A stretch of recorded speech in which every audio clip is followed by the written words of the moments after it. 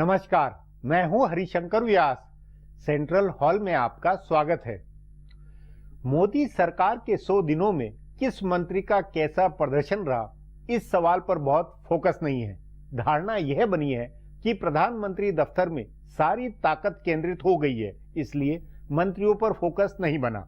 दरअसल नरेंद्र मोदी ने लोकसभा चुनाव से सत्ता पलट कराने का जो चमत्कारिक काम किया था, उससे उन्हीं पर फोकस बनना स्वाभाविक है।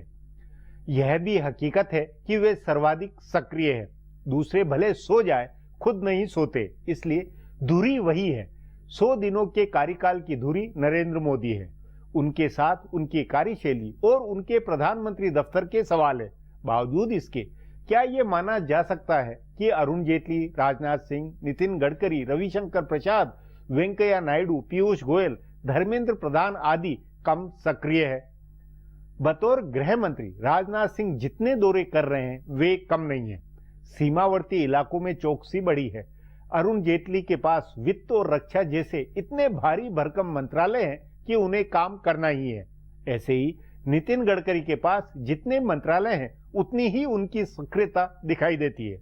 वरिष्ठ मंत्रियों के साथ स्वतंत्र प्रभार के युवा मंत्रियों के भी फैसले कम नहीं है। बुनियादी सवाल है कि मनमोहन सरकार के मंत्रियों के चेहरों की तुलना में नयों की क्या छाप है। कपिल सिब्बल, सुशील कुमार शिंदे, ए.के. एंटनी, चिदम्बरम आदि के मुकाबले जेटली, राजनाथ सिंह, रविशंकर प्रसाद, सुषमा स्वराज, गडकरी की कैसी छाप छूट रही है, आज इस पर चर्चा है। मगर उससे पहले गपशप और खास सुर्खियां है। शुरुआत सियासी गपशप से करते हैं। कांग्रेस संगठन में अगले साल बड़ा बदलाव हो सकता है। कांग्रेस अध्यक्ष सोनिया गांधी का 5 साल का कार्यकाल अगले साल पूरा हो रहा है। कांग्रेस सूत्रों के मुताबिक वे फिर से 5 साल के लिए अध्यक्ष नहीं बनना चाहती हैं। ऐसे में कांग्रेस उपाध्यक्ष राहुल गांधी को अध्यक्ष चुना जा सकता है और उपाध्यक्ष का पद खत्म किया जा सकता है। हालांकि कांग्रेस के कुछ पुराने नेताओं को इस पर आपत्ति है। कई नेता यथास्थिति बनाए रखना चाहते हैं। वे चाहते हैं कि अध्यक्ष पद पर सोनिया गांधी निर्विवाद चुनी जाएं और फिर से वे राहुल को उपाध्यक्ष नियुक्त करें, यानी उपाध्यक्ष पद के लिए चुनाव न हो। दूसरी राहुल के समर्थन में बैठक करने वाले युवा नेताओं का कहना है कि 5 साल बाद होने वाले लोकसभा चुनाव की तैयारियों के लिए जरूरी है कि पार्टी की कमान राहुल के हाथ में हो। जिस तरह भाजपा ने 50 साल से कम उम्र के अमित शाह को अध्यक्ष बनाया है, वैसे ही कांग्रेस को भी करना चाहिए। परिवार के करीबी नेता भी ऐसा चाहते हैं, लेकिन वे सही मौके का इंतजार कर रहे हैं। उनका कहना है कि जीत के साथ राहुल को अध्यक्ष पद पर बैठना चाहिए, इससे उनकी धमक बढ़ेगी। अगर इस साल होने वाले 4 राज्यों के चुनाव में कांग्रेस कम से कम 2 राज्यों में भी भाजपा को रोकने में कामयाब रही तो अगले साल राहुल अध्यक्ष बन जाएंगे। और अगर ऐसा नहीं हुआ तो फिर 2016 का इंतजार होगा, जब 5 राज्यों में चुनाव होने वाले हैं।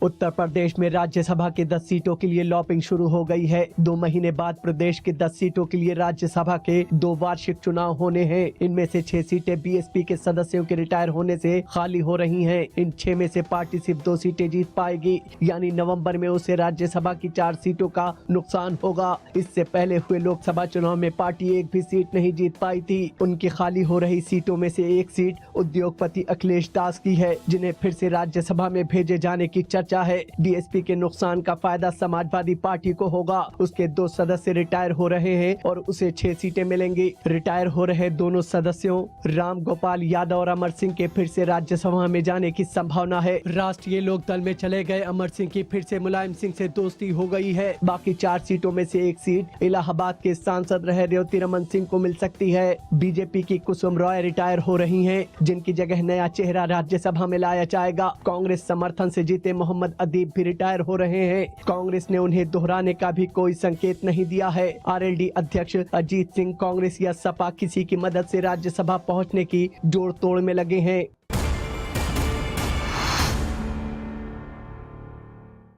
भारतीय जनता पार्टी का दक्षिण भारत के 2 राज्यों में आधार है। कर्नाटक में पार्टी मजबूत है और अब तमिलनाडु में भी उसने आधार बना लिया है। अब उसे आंध्र प्रदेश, तेलंगाना और केरल में अपनी ताकत बढ़ानी है। पार्टी के राष्ट्रीय अध्यक्ष अमित शाह इन तीनों राज्यों में अगले 1 साल में पार्टी का जनाधार बढ़ाने की कोशिश में लगे हैं। केरल में 2016 में विधानसभा का चुनाव होना है। उससे पहले वहाँ भाजपा और राष्ट्रीय स्वयंसेवक संघ इस कोशिश में है कि मुकाबला कांग्रेस और लेफ्ट बनाम भाजपा का बनाया जाए। आरएसएस के प्रचारक के मनोज की हत्या से भाजपा को यह मौका मिल गया है। आने वाले वाले दिनों में अगर इसे लेकर और हिंसा बढ़े तो हैरानी नहीं होनी चाहिए। इसी तरह अमित शाह आंध्र और तेलंगाना में पार्टी को मजबूत बनाना चाहते हैं। इसकी पहली परीक्षा साल के अंत तक होने वाले हैदराबाद के मेयर पद के चुनाव में होगी। बताया जा रहा है कि अमित शाह ने पिछले दिनों अपने हैदराबाद यात्रा में इस बारे में पार्टी नेताओं से बात की। पिछले साल करीब 2 दशक बाद हैदराबाद में मुस्लिम मेयर चुनाव जीता। इस नगर पालिका के तहत हैदराबाद और सिकंदराबाद दोनों आते हैं, जिनमें भाजपा भी पिछले 50 साल से अच्छा असर रखती है। सो भाजपा की योजना टीडीपी के साथ मिलकर मेयर का चुनाव जीतने की है। दूसरी ओर कांग्रेस, टीआरएस और एमआईएम इसके लिए एक हो सकते हैं। यह स्थिति भी भाजपा के अनुकूल बैठती है। अब आज की सुर्खियां है, ये लीक से कुछ हटकर है और इनसे देश की दशा दिशा को बूझ सकेंगे।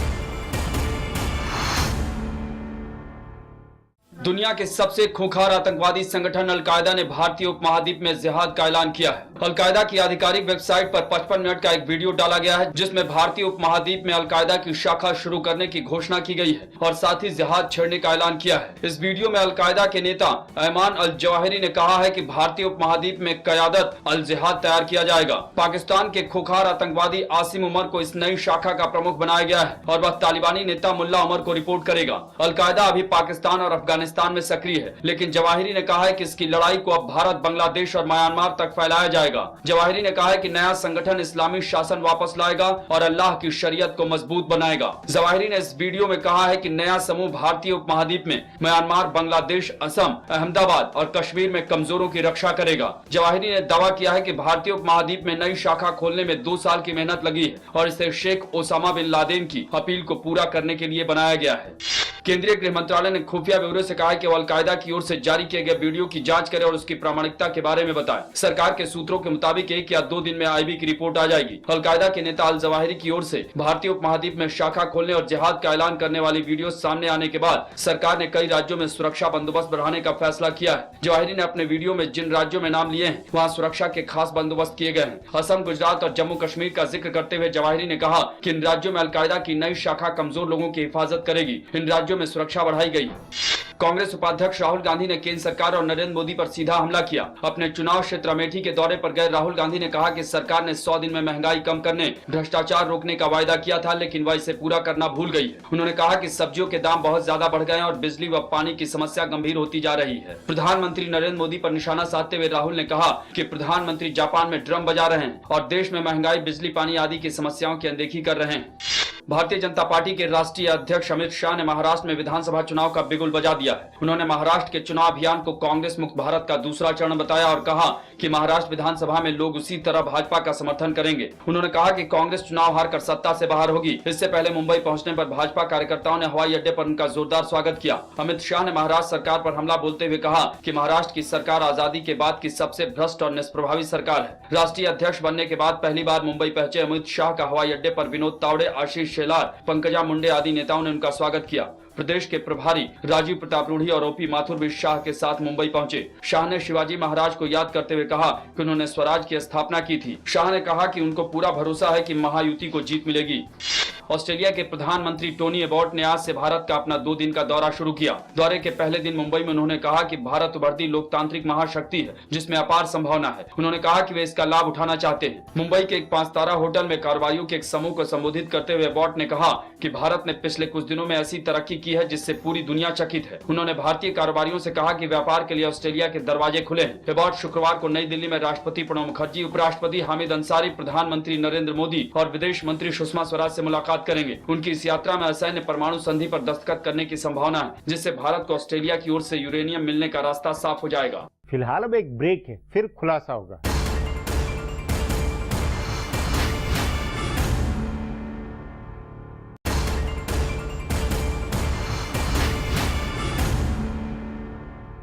केंद्र सरकार के मंत्रियों का रिपोर्ट कार्ड मंत्रालयों में भागम भाग को नहीं बताता है। काम कितना और कैसा हो रहा है, इसे मंत्रालयों में मंत्रियों, सचिवों के गलियारों की भागदौड़ और सक्रियता से बूझा जा सकता है। पुराने अफसरों को हैरानी है कि मंत्री इतने कैसे खप रहे हैं। इस पर आगे चर्चा करें, उससे पहले देखें मेरा ये खुलासा। भाजपा ने अब की बार मोदी सरकार के नारे पर चुनाव लड़ा था। इसी नारे पर पार्टी को बहुमत मिला और फिर इसी नारे को साकार करती हुई सरकार बनी। वैसे भाजपा ने 1998 और 99 में अब की बार अटल बिहारी के नाम पर चुनाव लड़ा और उसकी सरकार भी बनी, लेकिन तब भाजपा को बहुमत नहीं मिल पाया था और अटल बिहारी वाजपेयी ने 2 दर्जन पार्टियों के समर्थन से सरकार चलाई थी, इसलिए उनकी सरकार एनडीए की सरकार थी। अटल बिहारी की सरकार नहीं बन पाई। उससे उलट इस बार न भाजपा की सरकार है और न एनडीए की, इस बार नरेंद्र मोदी की सरकार है। मोदी खुद सारे काम संभाल रहे हैं। उनका कार्यालय 24 घंटे काम कर रहा है। हर मंत्रालय के साथ समन्वय का काम हो रहा है और सचिवों से सीधी रिपोर्ट ली जा रही है। इसलिए मंत्रियों के कामकाज से ज्यादा फोकस प्रधानमंत्री कार्यालय पर बना है। वैसे भी प्रधानमंत्री कार्यालय निगरानी की भूमिका में रहता है, लेकिन इस बार पीएमओ की भूमिका निगरानी से ज्यादा की है। हालांकि दूसरे मंत्रालयों में भी जोर शोर से काम हो रहे हैं। सभी मंत्रियों पर फैसले करने का दबाव है, लेकिन उनके ऊपर फोकस इसलिए नहीं बन पा रहा है क्योंकि ऐसा माना जा रहा है कि सारे मंत्रालय नरेंद्र मोदी के विजन पर अमल कर रहे हैं, यानी हर मंत्रालय में जो हो रहा है वह मोदी कर रहे हैं। अब यह स्थिति अच्छी है या बुरी, इसका फैसला समय के साथ होगा, जब सरकार के कामकाज और फैसलों के नतीजे आने लगेंगे। अभी तो मंत्रालय सिर्फ लक्ष्य तय कर रहे हैं और फैसले किए जा रहे हैं, उन पर अमल शुरू होना है। मिसाल के तौर पर ग्रामीण विकास और सड़क परिवहन जैसे भारी भरकम मंत्रालय संभाल रहे नितिन गडकरी ने कई फैसले किए हैं और कई लक्ष्य तय किए हैं। उन्होंने हर दिन 30 किलोमीटर सड़क बनवाने का लक्ष्य रखा। सड़क परियोजनाओं में तेजी के लिए भूमि अधिग्रहण कानून बदलने का ऐलान किया। महात्मा गांधी नरेगा के नियम बदलने की योजना बनाई। केंद्रीय वित्त व रक्षा मंत्री अरुण जेटली भी बहुत काम कर रहे हैं। उन्होंने रक्षा क्षेत्र में सशक्तिकरण के लिए कई ऐलान किए। भारी भरकम खरीद की योजनाओं की मंजूरी दी गई। रक्षा उत्पाद को निजी क्षेत्र के लिए खोले जाने का अहम फैसला किया गया। उन्होंने आर्थिक सुधार के कई फैसलों का ऐलान किया। बीमा क्षेत्र में प्रत्यक्ष विदेशी निवेश की सीमा 26% से बढ़ाकर 49% किया गया और रेल के बुनियादी ढांचे में 100% निवेश का फैसला किया गया है। केंद्रीय गृह मंत्री राजनाथ सिंह आंतरिक सुरक्षा सुनिश्चित करने के लिए काफी प्रयास कर रहे हैं। पुलिस फोर्स में सुधार के साथ साथ उन्होंने नक्सलवाद, आतंकवाद और अलगाववादी जैसी समस्याओं के लिए एक साझा योजना बनाने का ऐलान किया है। विदेश मंत्री के रूप में सुषमा स्वराज ने पड़ोसी देशों के साथ संबंधों को बेहतर बनाने के प्रयास किए हैं। हालांकि इन तीनों अहम मंत्रियों के कामकाज पर नरेंद्र मोदी के विजन की छाप है। ऊर्जा मंत्री पीयूष गोयल हों या वाणिज्य मंत्री निर्मला सीतारमण, पेट्रोलियम मंत्री धर्मेंद्र प्रधान, कृषि मंत्री राधा मोहन सिंह, मानव संसाधन विकास मंत्री स्मृति ईरानी सब खूब मेहनत कर रहे हैं। कानून मंत्री रविशंकर प्रसाद ने न्यायिक नियुक्ति आयोग बनवाने का वह काम किया जो यूपीए सरकार के 10 साल में नहीं हो पाया था, लेकिन सभी मंत्रियों का काम नरेंद्र मोदी का काम माना जा रहा है। अब एक ब्रेक है, उसके बाद मंत्रियों के 100 दिन पर चर्चा करेंगे।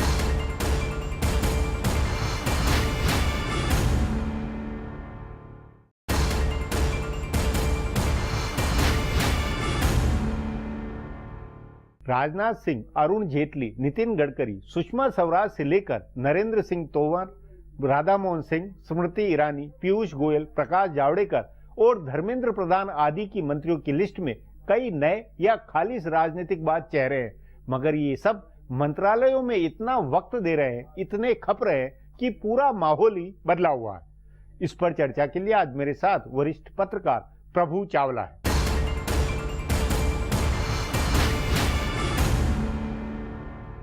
प्रभु जी, मोदी सरकार के 100 दिनों में फोकस पूरी तरह प्रधानमंत्री पर है, उनके कैबिनेट के बाकी मंत्रियों पर नहीं आया।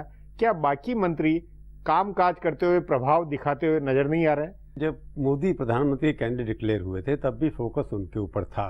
425 सभाएं उन्होंने की जा करके, लगभग 5800 लोकेशंस पे उनको दिखाया गया, तो केवल मोदी ही दिखाई देते थे। पहले जो था कि अडवाणी जी भी प्रधानमंत्री कैंडिडेट थे, परंतु बाकी व्यक्ति भी दिखाई देते थे। इसलिए जब मोदी सरकार को लोगों ने वोट दिया है, क्योंकि नारा ये था अब की बार मोदी सरकार, तो जब अब की बार मोदी सरकार अगर आई है तो वहाँ पर फोकस भी मोदी के ऊपर ही होगा कि मोदी की डायरेक्शन, मोदी का सपना, मोदी का मिशन, मोदी का मैसेज, उसी को बाकी मंत्रियों ने इम्प्लीमेंट करना है। क्योंकि मोदी जो हैं खुद वो out of the box thinking करते हैं। जिस तरह के नारे उन्होंने दिए हैं, जिस तरह की चीज़ें उन्होंने प्रकट की हैं, वो कोई भी मंत्री आज तक सोच नहीं पाया। इसलिए जो भी वो कर रहे हैं, मोदी की सोच वही है। मोदी सरकार को एक अलग से सरकार दिखाना चाहते हैं जी। नहीं, लेकिन इम्प्लीमेंट, आपने कहा इम्प्लीमेंट कर रहे हैं, तो इम्प्लीमेंट के नाते, क्रियान्वयन के नाते मंत्रियों का कुल मिलाकर कैसा परफॉर्मेंस रहा, और खास तौर पे यूपीए सरकार के मंत्रियों के अगर कंट्रास्ट में देखें तो क्या हालात लगता है? एक खबर देखने वाली ये है कि इसके अंदर मोदी सरकार एक पहले सरकार से इसलिए विभिन्न है क्योंकि यहाँ पर एक पावरफुल प्रधानमंत्री कार्यालय भी है और प्रधानमंत्री भी है। जी। पहले दोनों वीक थे, कार्यालय भी वीक था और प्रधानमंत्री भी वीक था। जैसे अटल जी की सरकार के अंदर अटल जी सॉफ्ट थे परंतु बहुत स्ट्रांग प्राइम मिनिस्टर थे और ब्रजेश मिश्रा भी बहुत स्ट्रांग थे। तो इस वक्त पीएमओ जो है और उसके अंदर बैठा हुआ प्रधानमंत्री दोनों इतने स्ट्रांग हैं कि वो जो भी डायरेक्शन देते हैं फिर फॉलो भी होता है कि ये इम्प्लीमेंट हुआ है कि नहीं हुआ। इसलिए जो उन्होंने समय तय किया है कि सुबह 9 बजे हर मंत्री यहाँ पर होगा, इसका मतलब ये था कि जो भी फैसला हुआ है वो समय की सीमा के अंदर इम्प्लीमेंट हो जाना चाहिए। नहीं, तो इससे सरकार की चलन में और चेहरे में परिवर्तन है। नहीं, लेकिन इसमें आप बिल्कुल ही एक तरह से बाकी मंत्रियों को रूल आउट कर रहे हैं। बाकी मंत्रियों का भी कुछ तो परफॉर्मेंस आप देख रहे होंगे, किस तरह फर्क है, क्या उनकी प्राथमिकता, कार्यशैली कैसी है, कितनी संजीदगी, ये भी तो कुछ फर्क आप महसूस।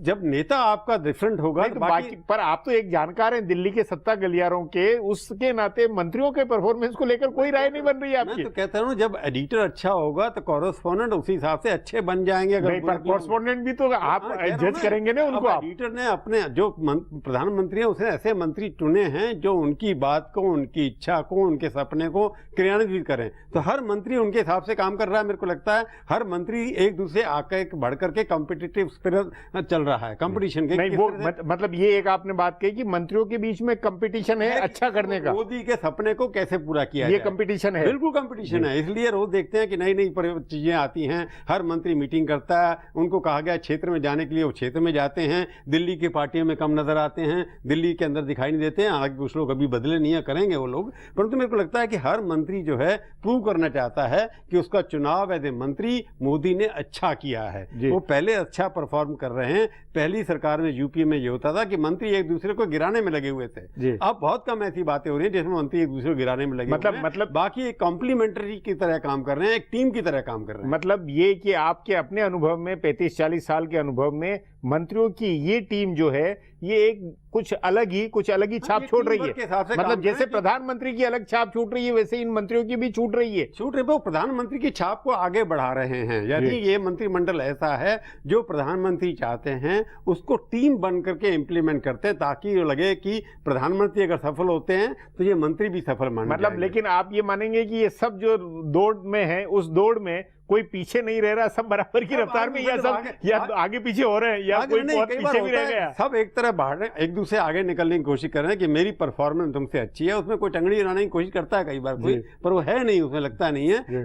ये मंत्रिमंडल एक ऐसा है जिसकी एक मिशन है, मोटो है कि हमने अपने एजेंडे को, अपने 100 दिन के एजेंडे को या 365 दिन के एजेंडे को या 5 साल के एजेंडे को पूरा करना है। क्योंकि हमारा टेस्ट हर रोज मोदी जी ले रहे हैं। तो मोदी जी एक किस्म से एग्जामिनेशन हर हफ्ते खड़ा कर देते हैं, हर महीना खड़ा कर देते हैं। उसके ऊपर पास होना हर मंत्री का एक कर्तव्य बन जाता है। तो ये हमारे मंत्रिमंडल जो हैं ये ऐसे व्यक्ति हैं जो हर बार फर्स्ट आना चाहते हैं। मतलब प्रधानमंत्री भी और मंत्री भी सब टारगेट बना के सब उसी रफ्तार में एक सुर में एक कदम चाल के साथ दौड़ रहे हैं। ये आपके मोदी को खुश करना नहीं, पर ये आपके हिसाब से बहुत अनहोना नहीं है पूरे अपने यहाँ के सिस्टम में, अपनी तंत्र में? भाई ये पहली बार अनहोनी चीज हुई है कि एक पार्टी जो देसी पार्टी है मेजोरिटी लेकर के आई है। वो एक अपनी जगह जो अनहोनी कैरेक्टर है इस गवर्नमेंट का, उसका मंत्री बल भी उसी हिसाब से फिट होना चाहिए। नहीं तो उस नाते ये भी इसमें एक ही नेता है, बाकी कार्यकर्ता हैं जी।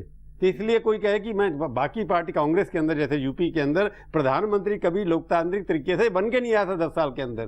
तो ये प्रधानमंत्री जो है लोक शक्ति से बन करके आया है। बाकी मंत्री शायद उतनी लोक शक्ति से नहीं आया कि आधे से ज्यादा राज्यसभा के मेंबर है। नहीं, लेकिन आपको ये नहीं लगता कि 100 दिन के रिपोर्ट कार्ड में कई मंत्रियों का परफॉर्मेंस या जो रिपोर्ट कार्ड निकल के आई वो कुल मिला के बस अभी एक रफ्तार बनने या माहौल बनने वाली बात है, उसमें ठोस बातें कम दिखलाई दे रही है या अभी नहीं करना? उस रिपोर्ट का देना बहुत मुश्किल है क्योंकि जो भी एजेंडा हर मंत्री वहां पर, अगर 23 कैबिनेट लेवल के मंत्री हैं तो वहां पर 1 से लेकर के 23 तक कोई नहीं कह सकते कि आप नंबर 1 कर रहे हैं, नंबर 3 कौन है। इसलिए सारे मंत्री नंबर 1 भी है, नंबर 23 भी है। लेकिन जिम्मेवारियों का भार अलग अलग होने के कारण परफॉर्मेंस में जैसे कई लोगों की छोटा मंत्रालय उन्होंने छोटा काम किया है, जिनका बड़ा मंत्रालय उन्होंने बड़ा मंत्रालय किया है। क्योंकि बेसिक मुद्दा जो है कि हम सरकार जो मिनिमम गवर्नमेंट मैक्सिमम गवर्नेंस करेंगे, उसके ऊपर मैं कह सकता हूँ ये मंत्रिमंडल अभी खरा नहीं उतरा है जी। परंतु कोशिश ये है कि वो डिलीवर करें, जो उनको दिया गया है वो एक तिथि तय करके, समय की सीमा बांध करके उसके अंदर डिलीवर करें। तो मैं समझता हूँ उसके अंदर ये मंत्रिमंडल पॉलिसी बनाने में अभी तक सफल हुआ है। इम्प्लीमेंटेशन आगे होगा, वो देखना है। प्रभु जी, आपके अनुसार जो मंत्रियों पे कई अलग अलग 2-2, 3-3 मंत्रालय है, वो उसको देखते हुए वो अपनी जिम्मेवारी का निर्वहन कर रहे हैं, या सचमुच में कैबिनेट विस्तार की जरूरत है, या ये कि उसमें सीमाएं जल की है? जरूरत तो है कैबिनेट विस्तार की, जिससे कि आपको देख सकते कई चीजें ऐसे डिपार्टमेंट हैं जिसमें अलग अलग बांटे जाने चाहिए, क्योंकि अलग अलग जगह पर इंपॉर्टेंस है। जैसे पर्यावरण है, इंफॉर्मेशन ब्रॉडकास्टिंग है, लॉ है, मतलब वो एक जरूरत है, डिफेंस है, फाइनेंस है, इन सबको बांटना पड़ेगा अल्टीमेटली। क्योंकि टीम के अंदर ऐसी बीजेपी के अंदर मैं यही मानता कि 282 के अंदर यही 23 लोग हैं, बाकी भी अच्छे लोग हैं, उनको एक्सपेंशन होना चाहिए, परंतु उतना बड़ा नहीं, जो क्योंकि मोदी का नारा है मिनिमम गवर्नमेंट मैक्सिमम गवर्नेंस, तो उसके लिए उन्होंने मंत्रिमंडल को ढूंढना पड़ेगा, परंतु सरकार कम करने की अभी प्रक्रिया चालू होनी है। जी प्रभु जी, बातचीत को यहीं समाप्त करेंगे। प्रोग्राम में आने के लिए बहुत बहुत धन्यवाद। धन्यवाद सर आपका। हमारा प्रोग्राम अब यहीं खत्म होता है, मुझे इजाजत दीजिए, कल फिर मिलेंगे इसी चैनल पर इसी समय।